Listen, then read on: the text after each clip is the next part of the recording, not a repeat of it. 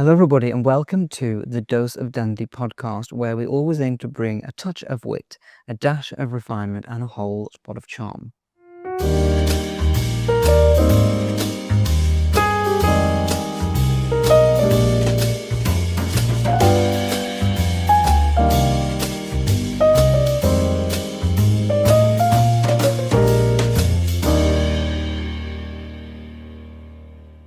So welcome to the Dose of Dandy podcast, and this is just a place for us to talk about beautiful living, elegance, perhaps a favourite country house, tips to live a more elegant life, and just the beauty that we enjoy in our lives, but in the most accessible way. So we are not two very wealthy people who have endless resources. We just enjoy living a beautiful life by appreciating the everyday moments that make life really special.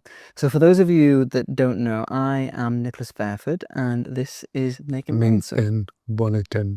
And for the first episode, we thought that it'd be a great idea just to introduce everybody to us. If you follow on YouTube, you may have seen Nathan and I together.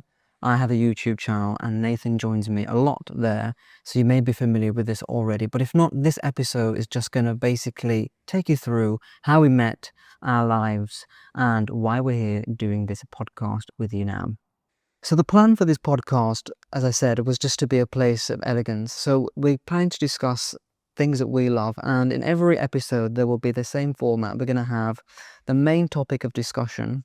We also are going to do a thing called the Dandy Dilemma, where we perhaps solve a problem or a question that you would like to learn more about that can help you in your lives. And then we will have a little bit of a dandy debate as well, something between Nathan and I that we differ on, but that's quite complicated because we agree on most things. But we're going to try to have a little argument with each other at some point. So yeah, that is the plan for the podcast. We are keeping it quite casual and fun because that's the way that we do things.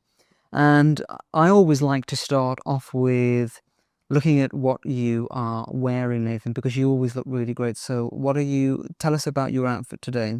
The outfit I'm wearing is a mix of new and old. So I'm wearing this lovely cashmere jumper from neck to the high tube retail. I had that for a very long time. It's good to invest something classy, Peter. It's never out of style. And this trouser is from Kid Blake trouser. I mean, I just love the old school turn up. Very lovely. And again, it's made with cashmere. That's nice to go through the winter transition to spring. It's still a bit cold, but it's nice to keep yourself warm. And I've got these beautiful black pair of boots from Milano Blani. I mean, I had that for a while as well. They're quite comfortable and everything. They're very catty. And what about yourself? So I am wearing these tweed trousers from Walker Slater. Walker Slater is an Edinburgh-based clothing maker, and they make really beautiful traditional clothes with high quality tweed. So that is like an Edinburgh institution. And then I'm pairing it with this Uniqlo jumper. So I get most of my knitwear from Uniqlo because it fits really well and it's pretty inexpensive. Good quality. And it's wearable. And then my shirt is just a simple shirt because I used to live in Dubai, and you can get clothes made there really inexpensively. So I had all my shirts and suiting made there. So this is one of the shirts that I had made, and it fits like a glove. So it's the perfect white shirt. And I think a white shirt is something that everybody needs to have in their wardrobe. So that is mine. Amazing. You looking chic at all, mate. Thank you. So and how about your watch?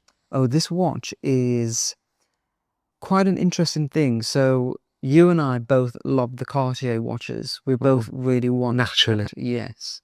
So when we were in Geneva, remember we went to Cartier and we had a look at some of the watches there, and that was our North Star thing that we're aiming towards. We should be saving for other things, but yeah, the Cartier watch is something we both like. And when we went to Geneva and looked at the watches, I just kept seeing them pop up all the time on social media. When you look at something online, they keep popping up. You feel like someone's watching you. Yes. And so this watch kept popping up, the expensive version, which is actually hundreds of thousands of pounds. And then this watch popped up on Instagram as an advertisement. And it's not a copy or a fake, it's just a inspired by watch. and it was about £90, and I just think it's good quality leather. It's got this clasp, and everybody comments it, so it's a great conversation piece as well. So I really enjoy wearing it. Yeah. It's important to enjoy the beauty of a thing. It's better when it's left for the money, you know, Yeah, then you can enjoy it more.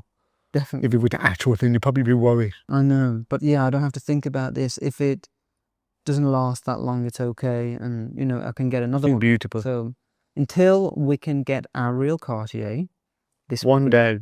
this will be my little watch. Exactly. So we've got our dogs with us today as well. So our dogs, this is Peggy and this is Sophie. Sophie is 13, so she's really old, and Peggy is 7. Peggy is a Maltese, but we cut on the Julia. Yeah.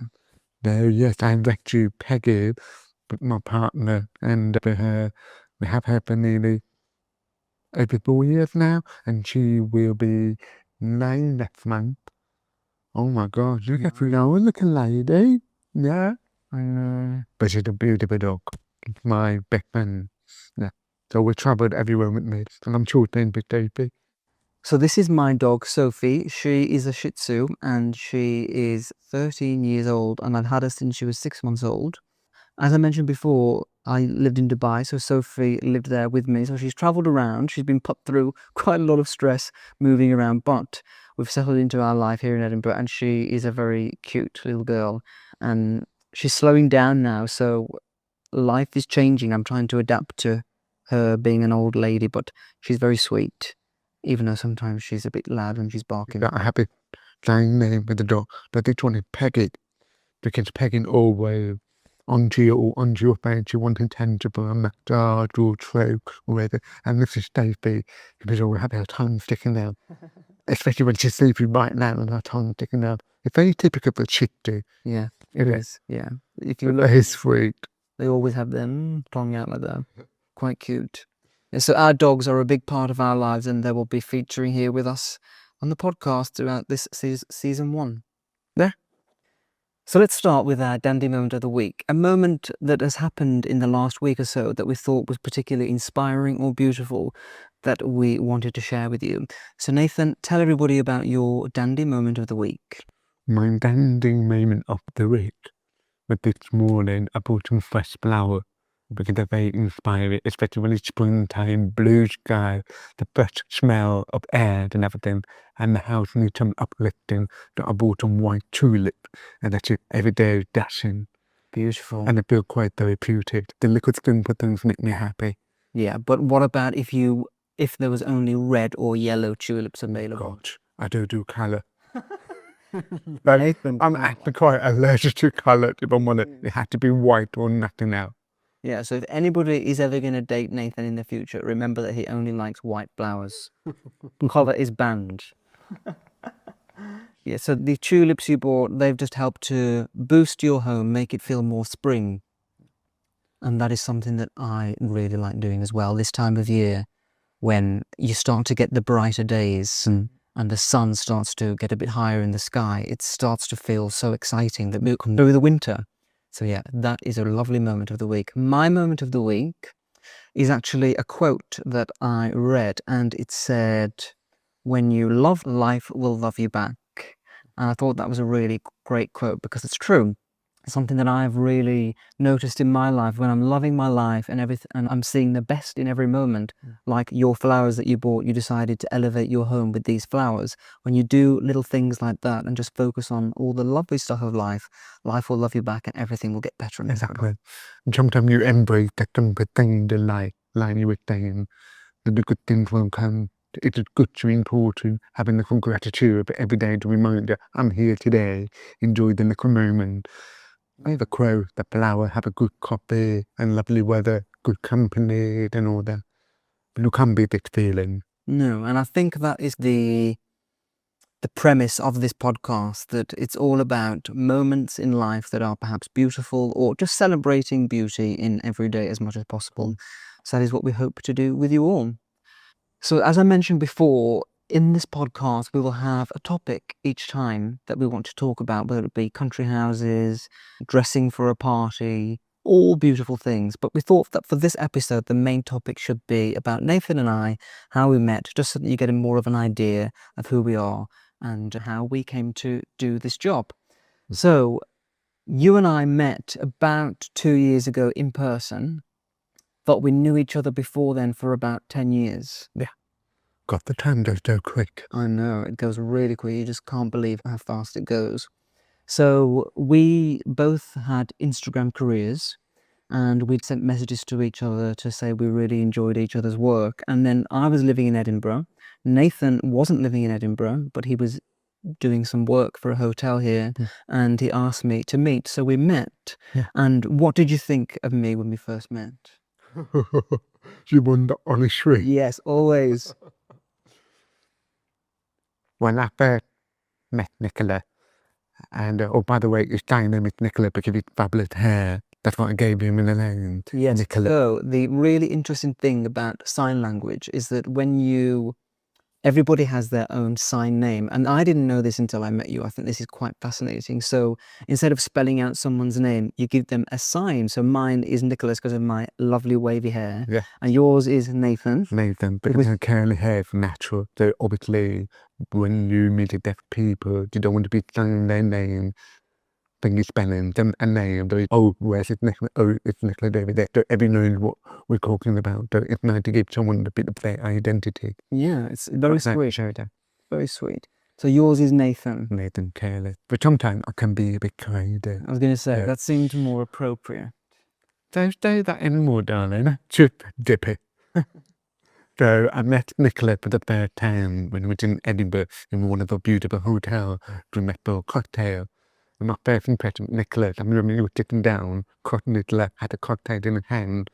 To be honest, I was quite nervous. Because I was funny thing on Instagram and social media or photos, you thought, oh wow, someone must be, and you were quite well known. So obviously, naturally, because I didn't know you that well in the remit of, oh, hello, and everything. And then after Googling, we should click. Of those on known for years. There's something about our relationship which feels like we met before. It feels like we met before, exactly. So I think for me, I'm quite a shy person, even though I'm always on camera and always showing my face online. I don't think so. In real life, when I meet people, it takes me a long time to perhaps warm up and really show who I am. But with you, it was just instant. Okay.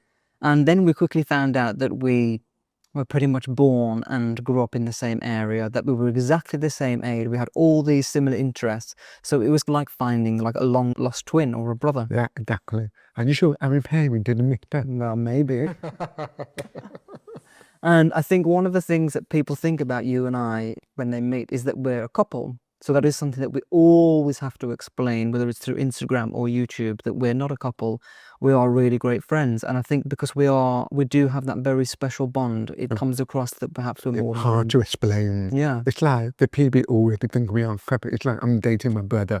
Yeah. And it doesn't work that way. It doesn't work. Because I really value you as my very good friend. Because the problem is when you're in a relationship, the thing in the relationship, it's not forever. So the circumstance can be quite tricky. So I would prefer to date a very good friend because I find it way much higher.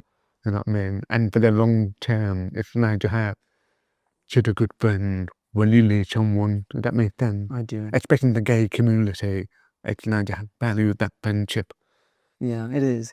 And what I also love about our friendship is that I'm hearing you are deaf.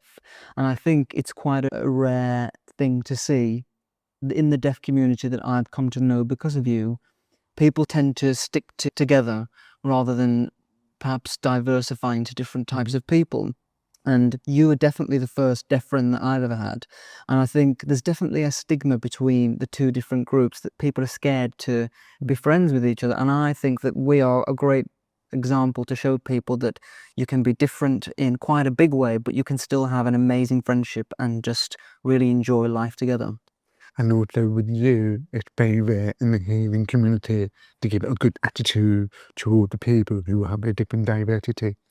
But you don't just know anything. You should treat me as Nathan rather than see me Nathan with disability. And you're one of the rare, which is quite nice that you see me rather than seeing my ear. Yes. Does that make sense? If you have any additional, I don't see that way. You are Nicolas with extra. Yeah. I'm Nathan with extra. Everything about me is working apart from my ear, but I'm not complaining. But that's why it's beautiful about our friendship. It is. It's such a special thing. And I think it's also really interesting to see your perspective about being deaf, because a lot of people have said to you before, if you could change being deaf, would you change it? And you always say never. You like being I'm deaf. very proud to be deaf. It's a part of my identity. It's a part of who I am. Though I feel like if that definitely take away from me, I don't think we have met. I don't think this would have happened. I don't think many things imperfect in life would have happened. I'll be on a different path, different career. Yes. But being my definitely give me a purpose. Yeah. I am today. And being respect with you. So everything's happy for a reason. I do believe in that way. Of course. And I've been given death for a reason. Yeah. And you told me that being deaf has helped you to have other strengths, like because you're deaf, you see things really well. And Nathan is incredible. He notices every single thing. You cannot get away with anything with him. If anything moves in this house, you're going to know instantly. I'm like the post bullshit. He is. I wash them. Everything goes in, you're in big trouble. Yeah. And you also are very good at, you can pick up if I'm feeling perhaps worried about something, or I get the vibe. I you pick can up. see it. Yeah. It's So- a body language. Yeah, and just because you have to focus on seeing more than hearing. And you also told me that it was how you came to be in your career as a photographer. And I think that is true, because you can't hear, your focus is on seeing, and you get to see the beautiful details of all the topics that you're photographing. And I think that is why you take such lovely photos and you have such a good eye. So it's been a definite benefit in your life. Thank you, darling. It's a pleasure. I think everyone has to purpose and think for yourself. Everyone adores you because of Nicolas perfect and also your beautiful voice. That's why people admire you and they follow you for so long, and you're very good at calming. Because you know me, I can act like a stupid fairy, sweating over small things. Yes. And it's nice to have a friendship that will almost have an opposite. The one way of looking at helping each other or any other people. You know what I mean? That's why we make a good team. We do. I think the great thing about us as well is that we know how to deal with each other as well, because we can be high maintenance people, would you say? You can say that again. So we are very good at just knowing what to do. Like when we travel a lot together, it can be quite stressful, and there's lots of things to remember, like passports and flights, and we've had lots of incidents where things have gone wrong, and we just know when to just be... Yeah. Or me taking the time up and Nicola going to the bathroom and getting ready. Then down 1 hour later, I just feel it. One more, I'm done. Sick. Like, here we go. Hey, hallelujah. It's same for me, my own circumstance. What is mine difficult? I think that you take a long time to get ready as well. I do. And you don't... I might be more quicker than... And you don't have this hair. Your hair is just very easy, so you've got no excuse. Okay, we have a chat later. So tell us, how long have you been doing your YouTube? Because you think you've been doing YouTube forever. So what did it inspire you? So I started doing YouTube 5 years ago. Wow. 5 years ago this year, about this time in March.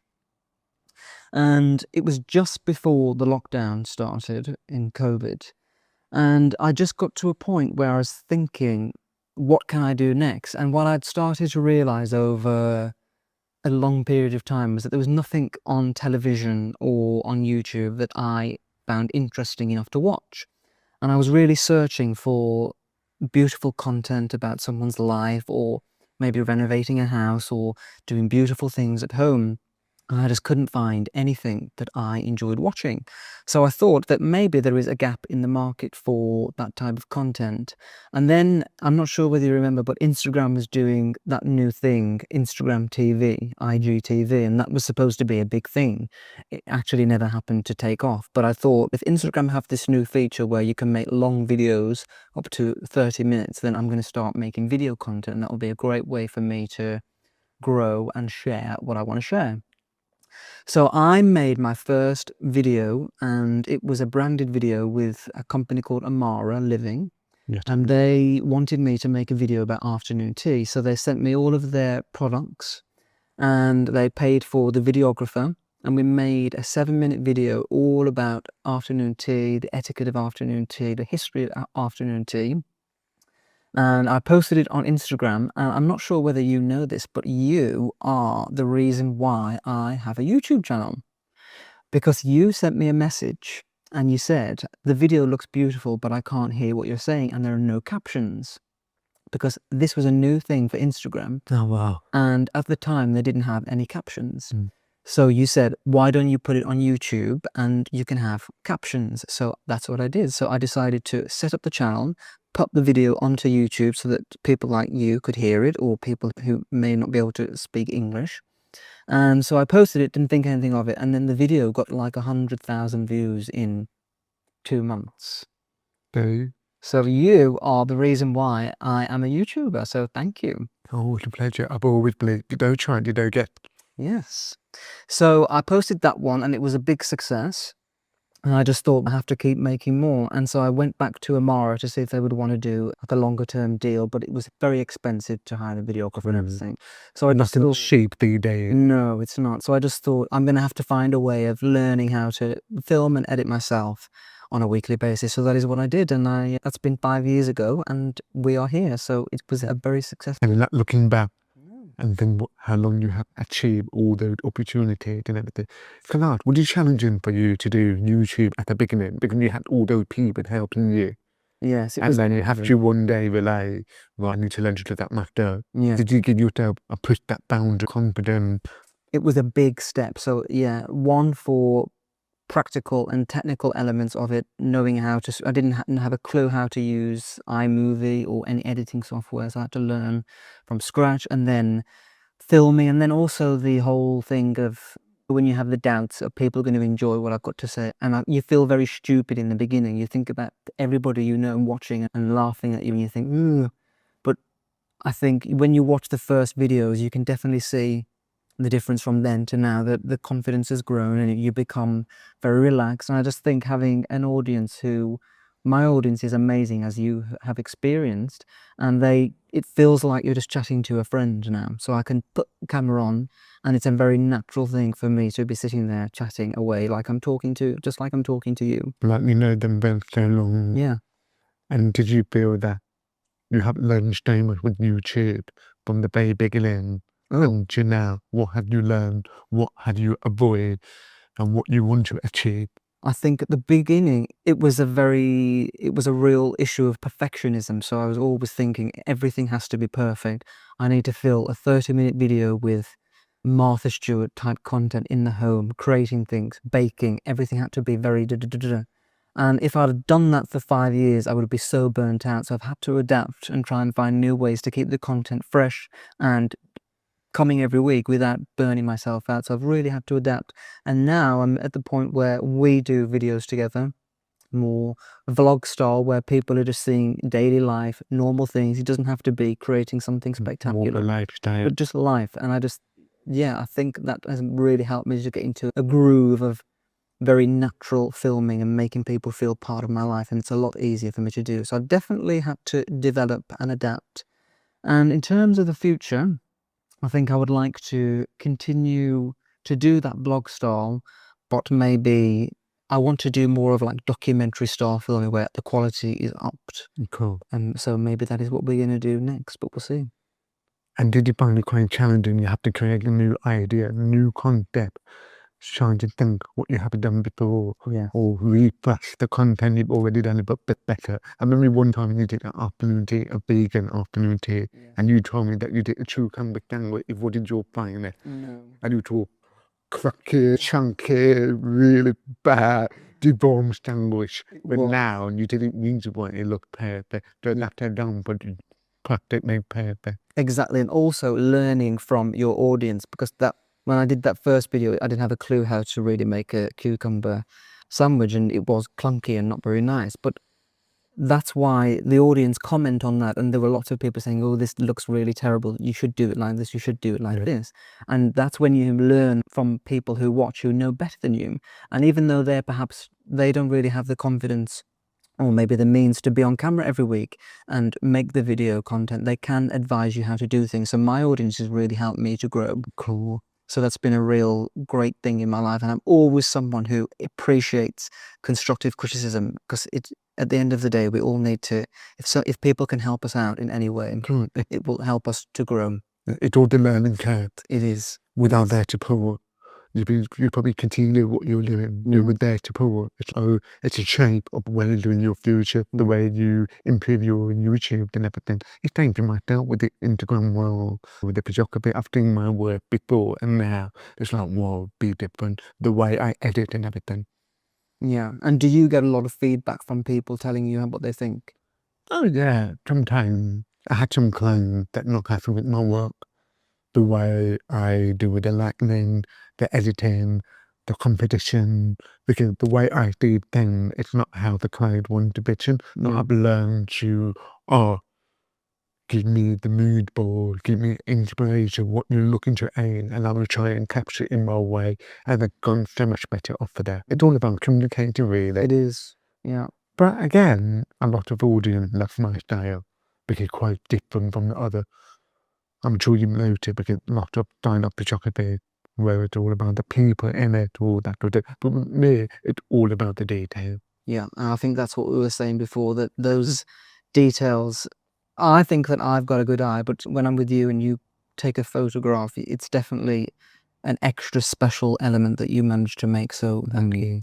You're very talented, and it's been great to be friends with you over these last few years and enjoy you being in my life. And we have the link, and I actually create a link of our adventure from the beginning, and we've done so much in 2 years already. Yeah, There's we so have. many swift adventures to come, but it's wow, we've done a lot. We've And done then one day we get old and senile, and we look back, what a story, what a life we went through, what an opportunity. We are very blessed. We are. We're very lucky, and I like the fact that we both appreciate that as well, and we can, whenever we do something fun or amazing, we always sit there and we're very thankful. Always. So I'm glad that we have that in common. Should we move on? Yeah. Okay, so that is enough about us two. So another feature that we wanted to do in this podcast was the Dandy Dilemma of the Week, where we ask a viewer or a listener to submit perhaps a question or an issue that they're having a problem with. So this question is from Susan Bell, and she says, I adore the idea of elegant living, but I don't know where to start. What are 3 simple things that I can do today to bring more elegance into my life? That's quite a nice question to start with, because it encapsulates the whole idea of what this is about. So I think the easiest thing that you can do to make your life more elegant, starting from right now, is just to make the bed. Maybe you already do. But for me, I think that getting up in the morning, making the bed really beautifully, like you would see in a hotel, and maybe buying some nice, beautiful sheets and pillows, just very first thing in the morning will give you a sense of accomplishment. It's something so simple, but you've got out of bed, perhaps you've had a shower, then you've made your bed, made it look really beautiful, and it just creates this order in your mind, and it just makes everything look more elegant. So I think that is a really simple way that you can add a little bit of elegance and just really boost your mood for the whole day, where you feel like you've done something. So that's my number 1 tip. What would you say? It's most important to keep your home very organized. That way to help you to get your mindset, where everything's in play. You wouldn't have to feel rushed, or you wouldn't have to think, oh, where did I put that?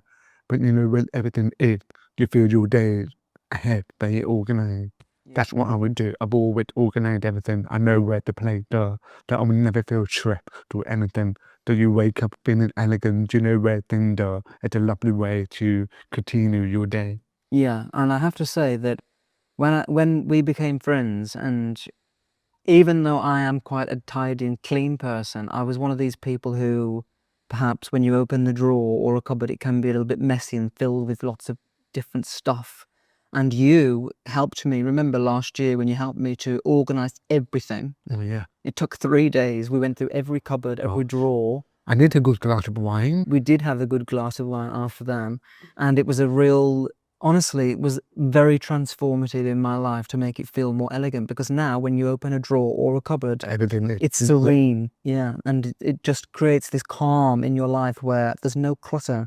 And it's like decluttering the mind. And that, I think, is a great way to And be also, if elegant. you think about it, at the end of the day, if you got so much clutter, do you really need them?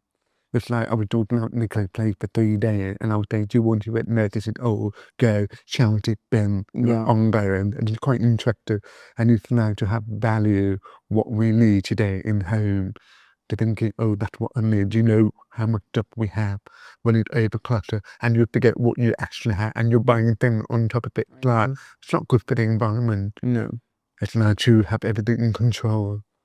Yeah, I agree. So that's tip number 2. And I think for me, the third tip that I would say is that something very simple that we can all do is just to be very happy and kind when you go out in the day. So perhaps you're going on a walk and you're not feeling particularly in a good mood. If you just smile at someone walking past, or be extra nice to the person who's getting you a coffee, it just makes them feel good and you feel good. And then that just makes you feel a lot more elegant. Definitely. Because sometimes I like to go for a walk and I have a coffee. Should a simple pleasure, but make a huge difference to your day. Yeah. Having a good chat with the people. And the little thing is actually elevate and build up your well-being. Yeah. It's amazing really how small things change the whole perspective. It is, and it always is the small things Yeah. in life. I think we often think that it has to be complex when you think about elegance, that you have to spend loads of money or really overhaul your life. But it is the very simple things: making the bed, smiling at someone, enjoying your coffee, and then just making your home really nice and organized. It's always the small things. And at the end of the day, I like everything to feel all fresh. Fresh, I know. And do you know that feeling when it's all tired, you know, it's you can't do that feeling. No, you can't. I agree. Especially when you have a very busy lifestyle, busy, and then you come home, everything's in place, everything's sitting pretty, it's calm, that's how home should be. Yeah. And it's good for your mind, and you can unwind, have a good glass of wine in hand. Woo, what a day. Yeah. Well, it's that. Me too. So if you have a dilemma or a question that you would like us to solve for you, we'll put the details on screen and in the description here so that you can send your dandy dilemma to us. So I hope that you have enjoyed this very first episode of our podcast, A Dose of Dandy. I thought it'd be great for us to just introduce ourselves in this episode so that people can get to know us a little bit better. And then in the future episodes, we're going to be talking about some of our favourite things. So if you have enjoyed this, please don't forget to like, comment and subscribe on whichever platform that you are listening or watching on. And we look forward to being with you next time. So take care. Bye-bye. Bye-bye.